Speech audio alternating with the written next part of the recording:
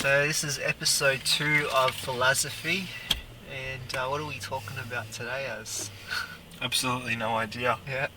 We've done a lot of preparation this week. Is it a weekly podcast? It may be, yeah. It's When spontaneous. It just That's true. happens when it's. I've always admired your spontaneity. Actually, it's Thank you. one thing about you. You never know what you're going to get. Right. But would you like to elaborate Oh, on that? come on, please. Actually, no. I'm a I'll box take that full back. You actually always know. What's the opposite of spontaneous? Don't know actually. Maybe predictable or just reliable. Let's go that's with right. reliable. I am reliable. Am I reliable? Yeah, I think so. You're a reliable guy. Yeah. You rock up. Yeah. You're there. Yeah.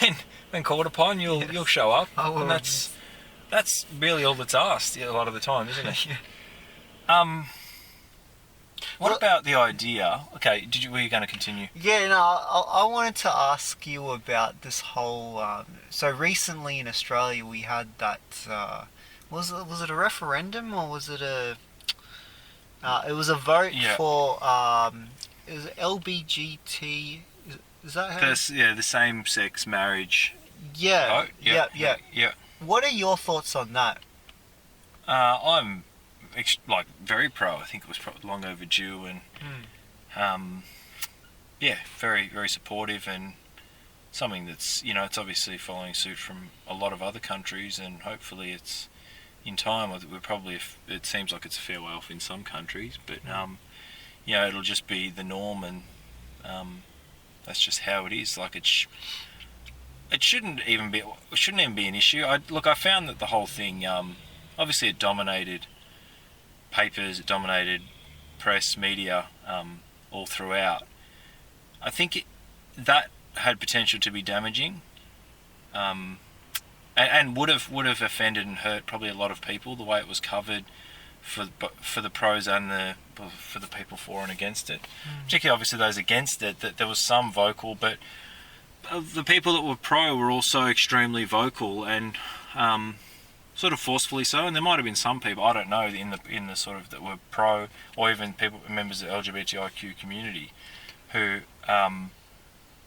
might have even been a little bit annoyed at that. The fact that there was all these people who may not have known how they felt, but they're coming out and saying, "Oh, it's got to be yes," and shoving that down people's throats as well. There was a bit of that going on, wasn't there? Yeah. So I found it a little bit uncomfortable, the way the whole thing played out. I think, look, it was obviously a great result, long overdue, and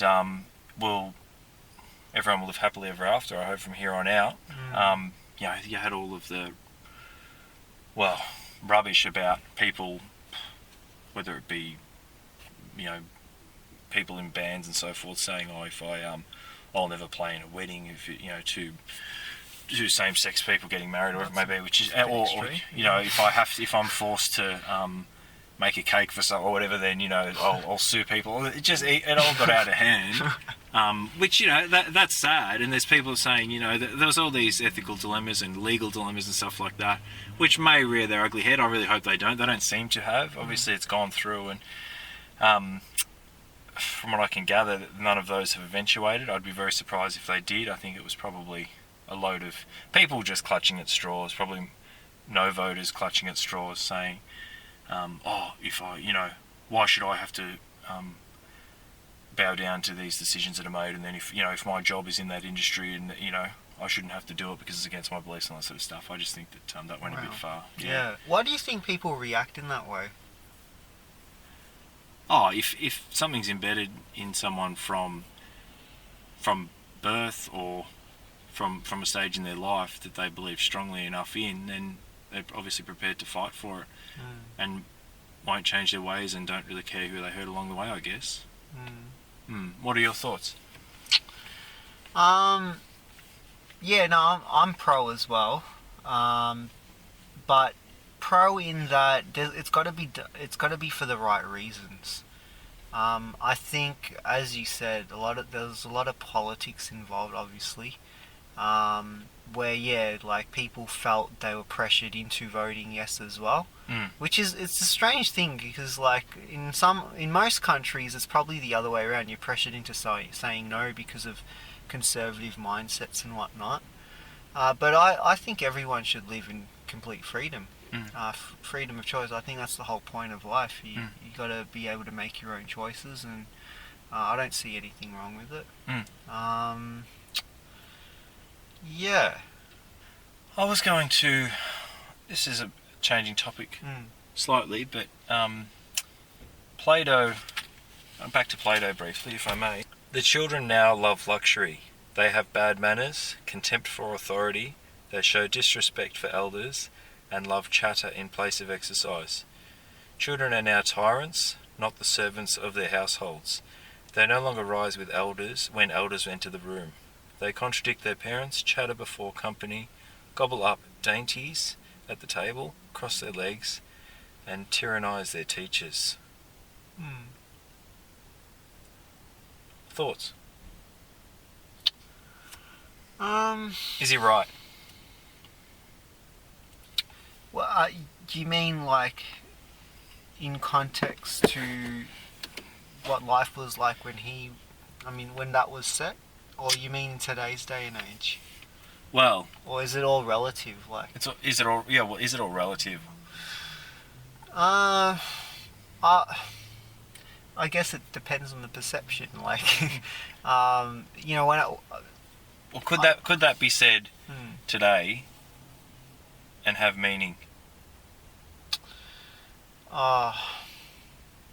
That's a really tricky question. Like, I don't know. I don't know what schools are like in Australia. Like, I went to an all boys school for a fair few years, a Christian one, and we had to stand up every time a teacher walked into the room. But that said, sometimes we were like a nightmare for teachers. And there wasn't much respect there. I've been to India, and I've seen schools there. Where a lot of the kids that go there are impoverished, and there's a high level of respect to elders. Very different to here. So I don't know. I think it varies from depending on where you're at or where you go. Yeah. And it's a tough one. I've put you on the spot, admittedly.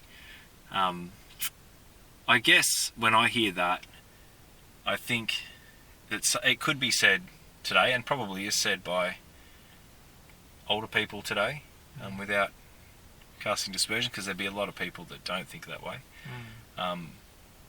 But you might talk to some people that have been around a while who think that and feel that way, which I think I don't personally agree with it in any way at all. I can see how people would say something like that, but I think that there's so many young people out there doing incredible things. When in that quote, is it literally children, or does it mean like humanity as children? I think it refers to, like, say, youth. So teenagers up to whatever 16, okay. 17. Yeah. Just as an example. And if you pick up a paper, the newspapers still talk about youth, this troubled area, youth causing trouble, and teens running amok, all this sort of stuff. They love those headlines because gets people picking up papers, or it's clickbait. Right. Is that what goes on in Melbourne? Not if you ask me. I think the crime rate with young people is actually on the decline, and has been for the last while, at least 12 months, if not more. Youth offending is down. Yep. There is fewer young people committing offences, but those that are committing offences are committing more offences, more serious offences. Okay. So, which is alarming, like going from just having no prior offending, and then suddenly you're in someone's lounge room demanding their car keys, or searching through their drawers trying to find keys so you can steal their car. That's obviously very extreme, and that's occurring more than it previously did, especially from these select individuals. But the actual overall number of offenders is trending fewer. What do you put that down to? The extremity, as in the extremity of the offending, or the fewer offenders? I guess the fewer offenders. again, I think to hark back to that quote, there's the vast majority of young people, like in my opinion, 98.5, as a rough guesstimate of young people, are doing amazing things. Are, going to school, learning, will live very productive lives. There's a few out there through poor support networks. What they call like risk factors, compounding different areas in their life, whether it be family, their peers, their education, or lack thereof, or lack of engagement with school, exposure to substances through family, friends, or they might be taking substances themselves from teenage years. Although I'm not sure that this going to do a home invasion is necessarily a person's going to be drug affected. I think if there's an end goal in it, or they perceive it to be easy and it's accessible and it's easier than trying to learn how to steal a car, like people used to steal cars by picking the lock and then rewiring them, something like that, which is you can't do with today's cars either. So then therefore, if offenders know that they need to get a set of keys to be able to steal a car, there's no way around it because of the computer technology in cars. Yeah. So therefore, they see it as no alternative, but you need to get the keys from the person if that happens to be inside their house or whatever other means, and so be it. So I guess, and young people are some young people, especially those at the extreme pointy end, might be of the opinion that if they can commit a lot of these offences before facing like the full force of the law, I guess. So before they're looking at jail time, and even I don't know, jail time, going to a youth justice facility isn't much of a deterrent for that particular group of young people, especially if they've gone in there once and they just were like, okay, I can deal with this. I get meals, I get to network with new people, and learn new skills. It's not a deterrent, if anything. And research shows that the prison it's just a school for offenders and crooks to be able to work out how to do things better. Right. So do you want to tell listeners sort of where you're getting this knowledge from, or how? Yeah, look, I'm that's the industry I work in. Like, my role is, in a nutshell, is to divert young people away from that life and divert away from youth justice, from the courts, crime, those negative behaviours. Yeah. Yeah. So okay. I used to do tutoring, and I used to go to like places in the far western suburbs of Melbourne, where I found that there were a lot of like homeless kids and a lot of domestic violence and that sort of stuff, and they were really troubled. And it was just for me it was a matter of trying to connect with them, and I like to think that I can connect with anyone, but with these kids it was just so hard, like because of the trauma that they'd been through. It was really hard to for them to trust you. Yep. And so what they would do is they would act out to get attention, not understanding the trauma that they had experienced. If that makes sense. Yep. So act out to you, or they were acting out in other areas in life? Well, yeah, like to me, as well as like, for example, in school. So they wouldn't do any work. They'd maybe start fights. Just create a tantrum, that sort of stuff. Yeah. Look, you're right. It's hard to engage with someone who suffered trauma and who's been rejected for much of their life. In some cases, almost from birth, whether it's through their own parent might have died, or might have not been able to look after them. So therefore, they were surrendered, as a ward of the state, and went into care that way. And there's more than you'd imagine in that scenario. There's quite a lot of young people that tragically go down that path. And look, on the plus side, there's some young people who go through like the child protection system and go through the living in a, say, residential house unit with other co-clients, I guess, for a long period of time, or for, from a very young age, and actually come out the other side and do quite well. Right. There are a few cases of that, and I obviously don't know the exact figures, but sadly, the odds are stacked against someone going down that path. And of course, amidst all of this, you've also got the fact that if you're going into that system, that you are a child protection client. DHS comes with all of that. You've got a worker, you've got multiple workers. All of those things are in themselves, I guess they're sort of they're labels and they're contributing factors that you have no control over.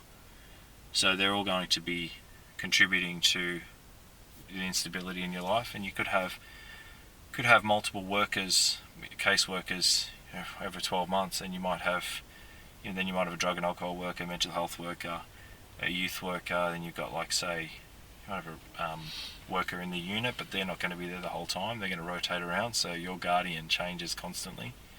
So there's just no one consistent in your life, and your parent or guardian your original parent, if they're still around, if you've got one or two parents, they're not going to be able to provide you with any care or visit you a lot of the time, which is really sad. And all of those things obviously contribute to a young person finding it very difficult to just be valued and feel valued themselves and contribute to society in a positive way.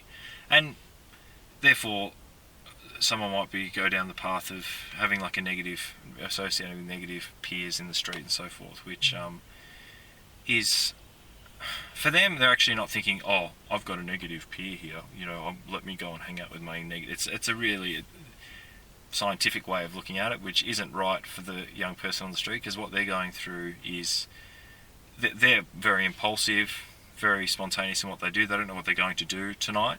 You mentioned homelessness before. They might go into the city and just find out who's in there, see who's in there. Obviously, social media connects people a lot more these days as well, so they might just put a post out on a messenger group or on Facebook or something saying, hey, I'm here, or via whatever other means. They might put their location live, say, I'm here, so then whoever they know, and they might have thousands of Facebook friends, just because they're sending it out and they've got an open profile, and they're just open. This is an example, obviously, it's extreme, but this is what's happening, where they've got thousands of friends. So then therefore, if they've got some that are in town that night, well, then they could potentially link up and then just go out and run amok, and quite often just hang out at a location and just chat the night away, maybe find somewhere to sleep, or just be out all night until the following morning. In other cases, go drink or find what else they can get their hands on, and that drug taking or whatever substance they can get their hands on is quite opportunistic as well. So if someone's offering alcohol, well, then that might be the easiest and best option. But alcohol's not always the most accessible, or not the cheapest either. Like, there might be other things that are much cheaper that may do more damage to the person as well. And they can be quite extreme too. I've noticed in the city that it seems like as the years go by, there's increasingly more homeless people on the streets. Would that be accurate for me to say, or?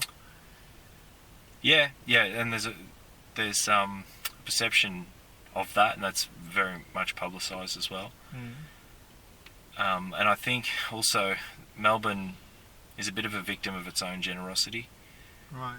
So there's a lot of generous people out there. There's a lot of people, believe it or not, will just give someone who's on the street, they might give them $50 or give them sometimes more. There's people who donate or just think, okay, I want to do something good for the community, and particularly the homeless community. So I will go and give a TV or a mattress or a heap of bedding to someone who's just like sleeping, say at Flinders Street Station, whatever it may be. Obviously, Flinders Street Station was a hot point at one stage. Needless to say, it's not ideal having all these mattresses, bedding, all these things that get abandoned after a couple of days, and then you've got Right. these things just piling up in the street. Yep. So they they need to be cleaned up, and they are. But I think people have got very kind hearts, and they're just trying to do the right thing. Yeah.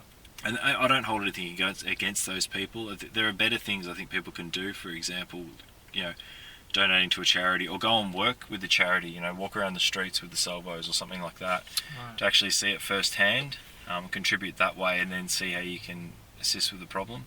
Might even be you put your name down on a list to foster a child. Like if you feel really passionate about it, become a foster parent. This is so crime rate in Melbourne's gone down, yet the homelessness situation's gone up. I mean, how? It doesn't make sense to me. Yeah, look, I mean, I was referring to youth crime before. In terms of overall crime, I actually think you're right, that it is slightly down, but there's not necessarily a correlation between homelessness and crime. In my experience, a vast majority of homeless people aren't committing crime. Might have fallen on tough times for whatever reason, and then just what I was saying before with that cycle of homelessness. There are a lot of services in Melbourne as well, so that attracts a lot of people, believe it or not, to come from interstate, and sometimes even overseas. Like someone might come from overseas and then find themselves in a bit of a rut, don't have a lot of money, and then find themselves homeless and think, well, Melbourne's the best place to be for that. That happens too. Melbourne has got a name for itself amongst probably more like, say, rough sleepers, not so much homelessness. I mean, there's a bit of someone can be rough sleeping that may or may not be homeless. They might actually have a home to go to, but they choose to rough sleep for a particular reason. It might, Right. it's very intricate, very complex, and just because you see someone on the street begging, like begging and homelessness don't go hand in hand. Yeah. So a lot of beggars may have they might be receiving like government payment, and they're also accessing a house through the government as well. Not all, don't get me wrong. Like there's going to be people who are genuinely doing it tough, who may need assistance. But again, those people that are offering $50 to someone on the street just because they appear like they're homeless and rough sleeping and they're really hard done by. Again, I think that $50 might be better spent elsewhere, as in putting it back into a volunteer organisation or into to some other charity that way. But it's quite difficult to. It's obviously an age-old issue that's been going on for a long time. Yeah. Just go back to your question. What was it? What was your point about crime and homelessness? Yeah, because I still don't understand why the homelessness situation is getting worse. It appears that way. Like every time I walk into the city, there's just more and more people.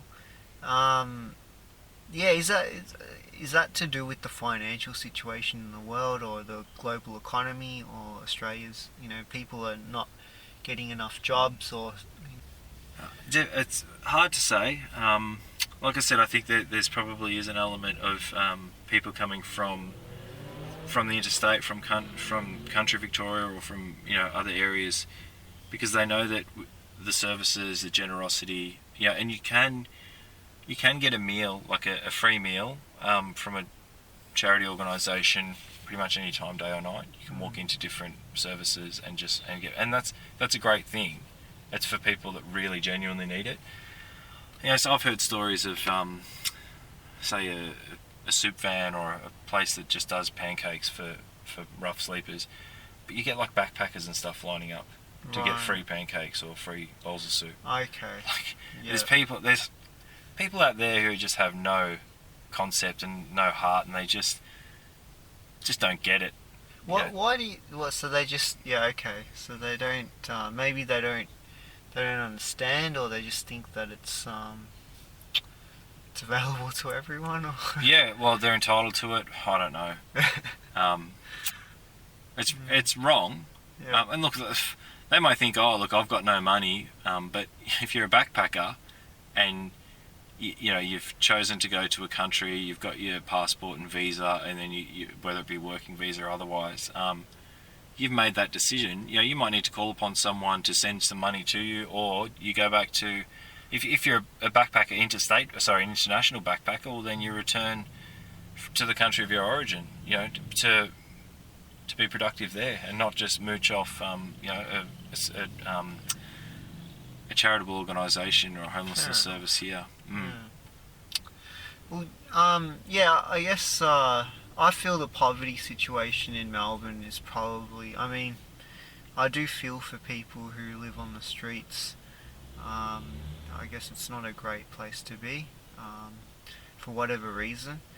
But I've also seen poverty in other countries. I've seen in India where people really literally have next to nothing, and they don't have any options but other than surviving on the street.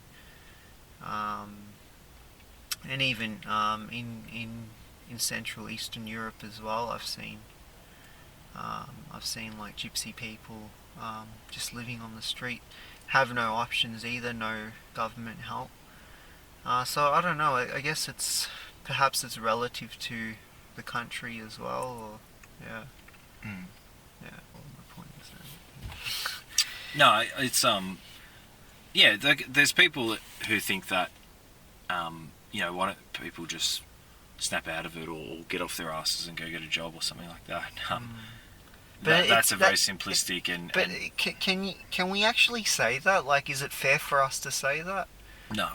No, I mean, there's people out there with significant issues. I mean, who would actually put their hand up and volunteer, like, to be homeless? I mean, they do that, sleep at the G, or, you know, which is, I don't know if there's much merit to that, you know, going to huddle all together. Can you actually sleep at the G? There's, like, they're pretending to be homeless, like people who otherwise wear suits. I wasn't aware of that going on. Yeah.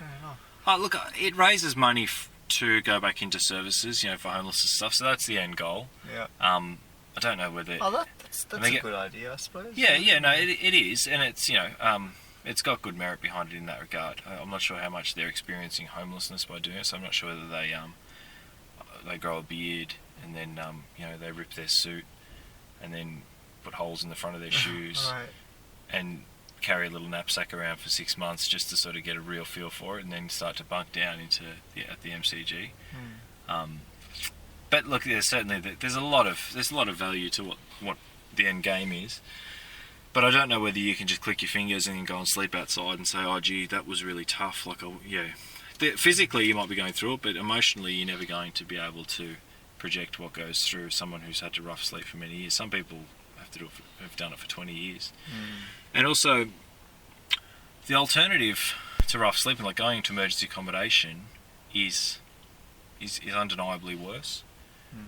So if you, let's say tonight, you weren't sure where you were going to sleep, so you went to like an emergency accommodation somewhere, you'd walk in, if you didn't get threatened by someone as you walked in, and just the chances of being threatened or being assaulted, being offered stuff, or being, you know, having your stuff stolen, whatever it may be, are really high, and to the point where people prefer to be homeless, or prefer to sleep on the streets, I should say, as opposed to having to go down that path. And you know, boarding houses and share houses and stuff can be much the same.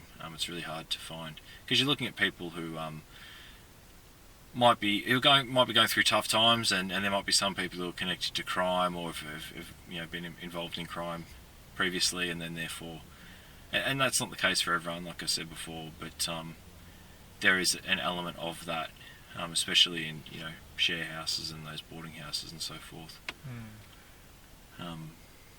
But to further explain what I was saying before with begging and homelessness, a lot of people just see a beggar and think, oh, there's a homeless person there, and the two are confused. But they're not always the same thing. I see. That's interesting. Yeah. So that that was what was that called? Plato's.